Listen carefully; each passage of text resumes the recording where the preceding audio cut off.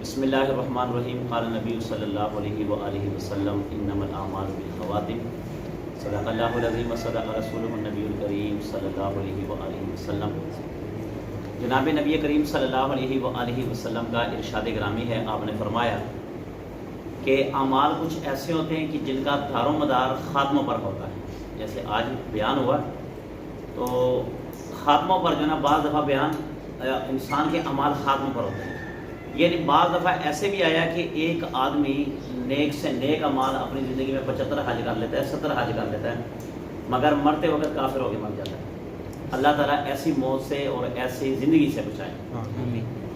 اس کی مثال آپ یہ لے لیں کہ نبی پاک صلی اللہ علیہ وآلہ وسلم کا زمانہ ہے اور آپ اپنے زمانے اقدس میں آپ نے اعلان کیا کہ سارے اکٹھے ہو جاؤ، ہم نے کافروں کے خلاف لڑنے جانا ہے۔ صحابہ کرام رضوان اللہ علیہ مجمعین چلے گئے ساتھ اور ایک آدمی آپ کے ساتھ اور چلا گیا۔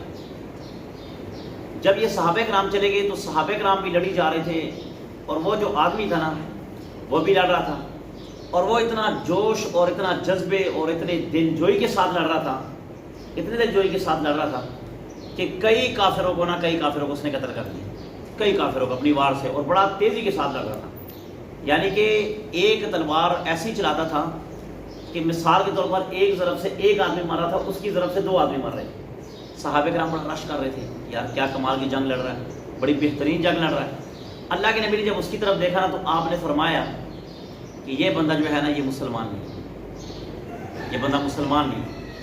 سارے صحابہ کرام بڑے حیران، بڑے پریشان ہو گئے کہ یار یہ تو مسلمانوں کی طرف سے لڑ رہا ہے، اور دوسری بات ہے اتنی تیزی کے ساتھ، اتنی قوت کے ساتھ اور اتنی دلجوئی کے ساتھ کافروں کو جہنم حاصل کر رہا ہے، مگر اللہ کے نبی نے اس کے بارے میں فرمایا یہ مسلمان نہیں ہے۔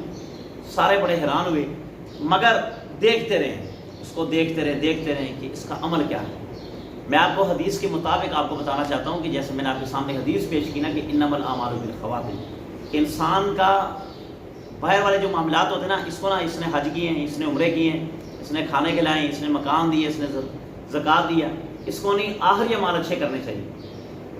اب جب صحابہ کرام نے دیکھا تو اس کو نا ایک کافر نے نا ضرب لگائی، اس کے جسم پر نا ایک کٹ لگ گیا تلوار کا، نیزے کا، دوسری جگہ پر کٹ لگ گیا، پیچھے کمر پہ کٹ لگ گیا۔ اب یہ کونے میں بیٹھ کے اس کے درد نہیں برداشت ہو رہی تھی، اس سے بہت زیادہ تکلیف ہو رہی تھی۔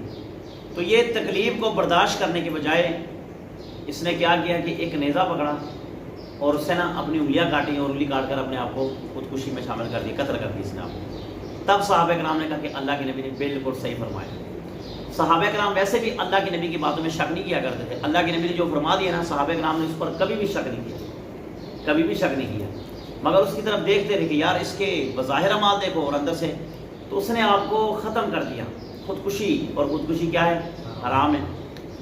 اسی لیے یہ جو باقی ایام رمضان مبارک کے رہ گئے نا، اس میں آپ اپنے اعمال کچھ ایسے کریں کہ آپ کا خاتمہ بہتر ہو جائے، یعنی کہ آپ کے اختتام اعتکاف کا، آپ کے اختتام رمضان کا، آپ کے اختتام قرآن مجید کا، یہ آپ کا بہتر انداز میں ہو، ایسے انداز میں ہو کہ فرشتے لے کر لے کے جائیں کہ اللہ جی جو آخری دنوں نے میں نے اعتکاف کیا بڑا بہترین اور بڑا بیسٹ اعتکاف ہے۔ اور اسی طرح ذکر و اذکار میں، اسی طرح نمازوں میں، اور یہ رمضان کی جو خاص گھڑیاں رہ گئی، خاص گھڑیاں اس وقت یہ نا یہ رمضان اپنی آخری حدود پر آ چکا ہے، اب یہ اپنے انتہا کی طرف جا رہا ہے، انتہا کی طرف، اور اس کی قدر کرنی چاہیے۔ نبی کریم صلی اللہ علیہ وآلہ وسلم اور صحابہ کرام رضوان اللہ علیہ مجمعین کی کیفیات جو تھی نا وہ ہم سے الگ تھی۔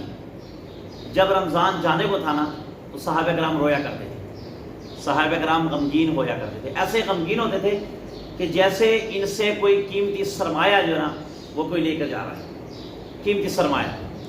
ایسے غمگین ہوتے تھے جیسا کہ ان سے کوئی ان کا دل والا شخص کہ جسے سب سے زیادہ یہ محبت، الفت اور اپنے سر پہ بٹھاتے ہیں وہ بچھڑ کے جا رہا ہے، اتنے غمگین ہوتے تھے۔ اور خود نبی کریم صلی اللہ علیہ وآلہ وسلم کی یہ کیفیات ہوتی تھی جیسے میں نے آپ کے سامنے بیان کی۔ وہ رمضان مبارک، کیونکہ رمضان مبارک جو ہے نا یہ لوگ دیکھیں، رمضان مبارک کا مہینہ آتا ہے نا، لوگ کہتے ہیں سیزن آ گیا کام کا، ٹھیک ہے۔ اب ہمارے رمضان میں کیا ہوتا ہے؟ سیزن، کپڑے کا سیزن، جوتے کا سیزن، چوڑیوں کا سیزن، اسی طرح میک اپ کا سیزن، یعنی کہ جو بھی سیزن ہے وہ سارے رمضان میں آ گئے۔ مسلمان کی توجہ کیا ہوگی؟ ساری اس سیزن پر ہوگی۔ مگر صحابہ کرام اور نبی پاک صلی اللہ علیہ وآلہ وسلم کی جو توجہ تھی وہ رمضان مبارک کے برکات اور مخصوص اور بڑی برکات کی سیزن پر تھی، اور صحابہ کرام اس میں سیزن لگایا کرتے تھے نیکیوں کا، زیادہ سے زیادہ نیکیاں، زیادہ سے زیادہ وہ مسجد میں رہا کرتے تھے، اللہ کے نبی کی صحبت میں رہا کرتے تھے، قرآن پڑھا کرتے تھے، تفسیر پڑھا کرتے تھے اور ذکر و اذکار کیا کرتے تھے۔ تو انما الاعمال بالخواتم، اعمال کا دار و مدار جو ہے وہ خاتمے پر ہے۔ اور آپ کے سامنے میں نے یہ عرض پیش کی، دست بدستہ گزارش ہے کہ جو باقی گھڑیاں رہ گئیں شرارتوں کی طرف مت توجہ دیں، نیند کو ذرا کم کریں، آپس کے لڑائی جھگڑے باتوں سے گریز کریں، اور زیادہ جو توجہ ہے نا وہ توجہ کس پر دیں؟ ذکر اللہ پر، قرآن مجید پڑھنے پر، اور زیادہ سے زیادہ نا استغفار کریں، استغفار، اور جاتے وقت اجتماعی توبہ کریں۔ اجتماعی توبہ یہ کہ سارے مل بیٹھ کر اپنے دلوں سے کدورت ختم کریں۔ آپس میں اگر لڑے ہیں تو آپس میں صلح ہونی چاہیے، اگر باہر کسی سے لڑے تو باہر کسی سے صلح ہونی چاہیے، دل میں بالکل نہ رکھے۔ اور اجتماعی دعا، انفرادی دعا ہر ایک آدمی اپنے خیمے میں بیٹھ کر خوب اللہ کے سامنے گڑ گڑائیں اور مانگے اللہ سے۔ اور یاد رکھنا انسان اگر اپنا سارا سرمایہ لگا دے تو اللہ کے غضب کو نہیں ٹھنڈا کر سکتا، مگر انسان کے جسم کے اندر ایک بالکل باریک اور کمزور چیز ایسی ہے کہ اللہ کے غضب کو بالکل ختم کر دیتی، ٹھنڈا کر دیتی۔ وہ کیا چیز ہے؟ انسان کے جسم کی آنکھ آنسو ہے، آنسو بہانا ہے۔ تو رو کر اللہ کو منانا ہے کہ اللہ جی، اللہ کا آپ کے گھر میں بیٹھے تھے اور یقین انسان سے غلطی کوتاہی ہو جاتی ہے تو اللہ جی ہمیں معاف فرمانا، اور خصوصاً بالخصوص یہ دعا کرنا کہ اللہ ہمارا خاتمہ بالایمان اور خاتمہ بالخیر فرمانا۔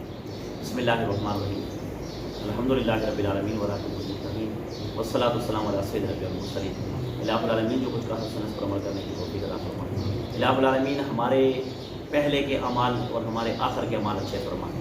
الہ العالمین ایمان کے ساتھ دنیا سے رخصت ہونے کی توفیق عطا فرمائے۔ الہ العالمین جتنے بھی نوجوان یہاں پر اعتکاف میں بیٹھے، اللہ ان کا اعتکاف اپنی بارگاہ میں قبول فرما، ان بزرگوں کا اعتکاف اپنی بارگاہ میں قبول فرما، ان بچوں کا اعتکاف اپنی بارگاہ میں قبول فرما۔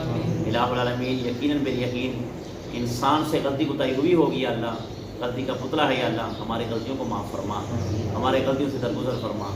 ان کا اٹھنا، ان کا بیٹھنا، قرآن مجید کا پڑھنا، کھانا پینا اور کروٹ پر سونا اور عبادتیں کرنا اپنی بارگاہ میں قبول فرما۔ الہ العالمین اس بابرکت مہینے کے صدقے ہمارے تمام کے تمام گناہوں کو معاف فرما، ہمیں اپنے خاص اور مخصوص بندوں میں شامل فرما۔ الہ العالمین ملک پاکستان کی حفاظت فرما، ملک پاکستان کی سرحدوں کی حفاظت فرما۔ یہ جو کورونا کی وبا ہے اللہ، اس سے تمام کے تمام یا اللہ مسلمانوں کی خصوصاً بالخصوص حرمین شریفین ملک پاکستان اور تمام اسلامی ممالک کی حفاظت فرما۔ اور خصوصی دعا کیجیے، اپنی دعا میں یاد رکھیے اپنی فلسطینی بھائیوں کو، اپنے عراق، برما، کشمیر کے بھائیوں کو ضرور یاد کیجیے گا اپنی دعا میں کہ اللہ تعالیٰ ان کو بھی راحت والی زندگی نصیب فرمائے اور ان کو بھی اللہ آزادی عطا فرمائے اور ظالم حکمرانوں کو ہدایت عطا فرمائے۔ آمین برحمتک۔